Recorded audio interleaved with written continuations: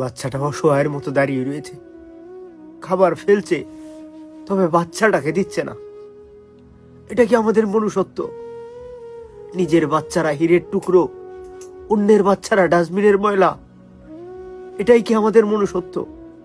আমরা নিজেদেরকে মানুষ বলতে পারি, পশুর চাইতেও নিকৃষ্ট হয়ে যাচ্ছি। নিজের বাচ্চাদেরকে আদর করে বড় করিলাম, অন্যের বাচ্চাগুলোর সঙ্গে কুকুরের মতো আচরণ করিলাম। এটা কখনো মনুষ্যত্ব হতে পারে না, এটা কোনো মানুষের কাজ হতে পারে না। যদি মনুষ্যত্ব না থাকে, এই পৃথিবীতে বেঁচে থেকে কোনো লাভ নেই। 2 দিন বাঁচবো, 5 দিন বাঁচবো, 15 দিন বাঁচবো, 1 বছর বাঁচবো, মাটির দেহ মাটি হয়ে যাবে, থাকবে না কিছু। কত বড় লোক এলো গেল, কেউ নেই, সবাই চলে গিয়েছে। কারো কষ্ট দেখে যদি আপনার কষ্ট না হয়, মনে রাখবেন আপনি কাফের হয়ে গিয়েছেন। আপনার ভিতরে আর মনুষ্যত্ব নেই, আপনি মানুষ নয়, আপনি পশুর চাইতেও নিকৃষ্ট হয়ে গিয়েছেন।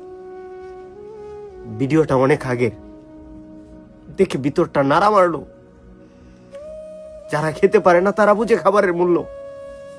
খাবার ফেলছে কিন্তু বাচ্চাটাকে দিচ্ছে না, এটা আরো হৃদয়জনক, আরো কষ্টের। কি বলবো, আমি বাসা পাচ্ছি না কিভাবে আপনাদের মাঝে প্রেজেন্ট করব। আল্লাহ যেন এতটুকু বড় করে কিছু মানুষের জন্য কিছু করতে পারি।